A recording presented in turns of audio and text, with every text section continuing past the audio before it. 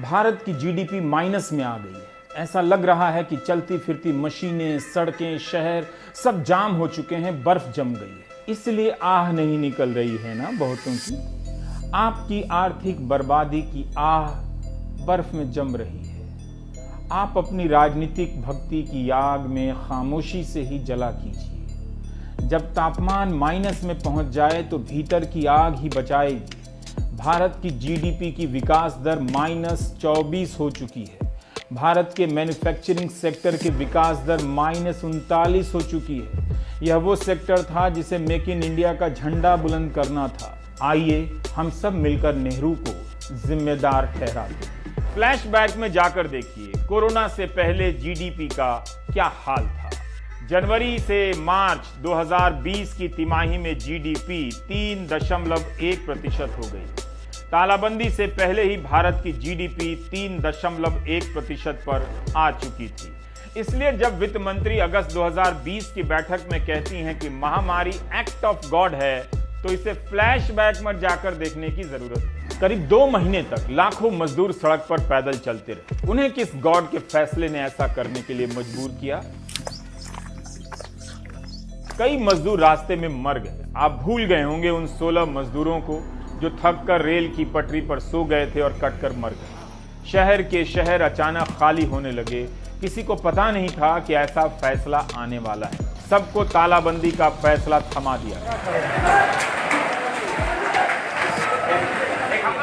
क्या वो act of God था? क्या सरकार चलाना एक्ट ऑफ गॉड है तो फिर act of PM, act of finance minister क्या है? एक भयंकर आर्थिक तबाही लोगों की जिंदगी पर थोप दी गई। एक झटके में करोड़ों लोग बेरोजगार हो गए। लाखों लोगों का बिजनेस ठप हो गया, वे कर्ज में डूब गए। आए दिन इस आर्थिक तंगी के कारण आत्महत्या की खबरें आती हैं और किनारे से गुजर जाती हैं। सावधान रहिएगा, कहीं न्यूज चैनलों में इसी को लेकर बहस ना हो जाए कि अगर ये तबाही एक्ट ऑफ गॉड है तो फिर किस धर्म के गॉड का एक्ट हो सकता है। आइए 3 लोग बहस करें। क्योंकि जीडीपी माइनस में नहीं है, भारत के नागरिक भी माइनस में हैं।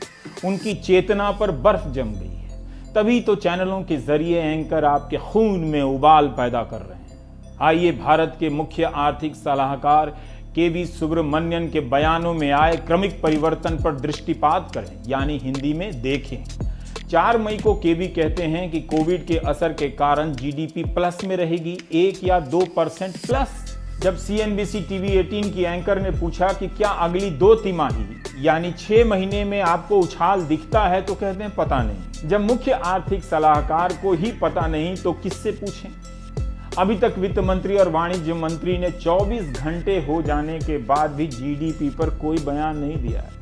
कम से कम चीन की किसी कंपनी को ही बैन कर देते, एंकरों में जोश आ जाता। ट्विटर पर चहकने वाले, फुदकने वाले मंत्रीगण लगता है आज बाग बदलकर कहीं चले गए हैं।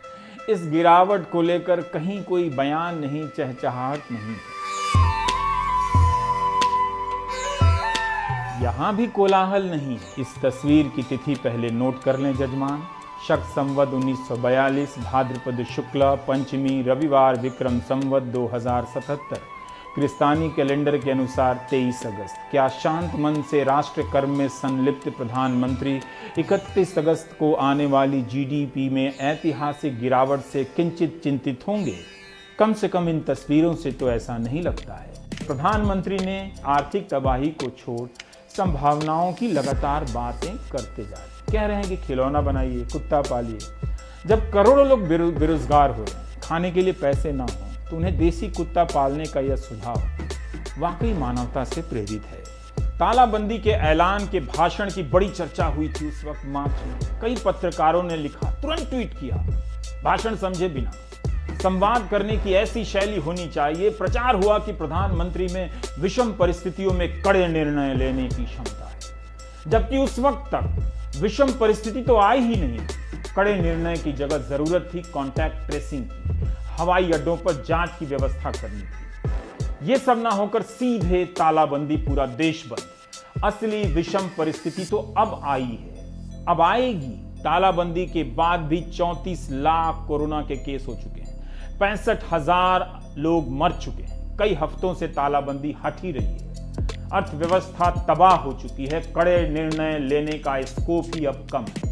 नोटबंदी और तालाबंदी विषम परिस्थितियों में लिया गया कड़ा निर्णय नहीं था, बल्कि ऐसे फैसलों के कारण लिए गए तथाकथित कड़े निर्णय से आज विषम परिस्थितियां पैदा हो गई। मैं अपनी बात को हल्का नहीं करना चाहता कि वित्त राज्य मंत्री अनुराग ठाकुर ने 17 मार्च को कहा था कि कोविड-19 का भारत की अर्थव्यवस्था पर कोई असर नहीं पड़ेगा।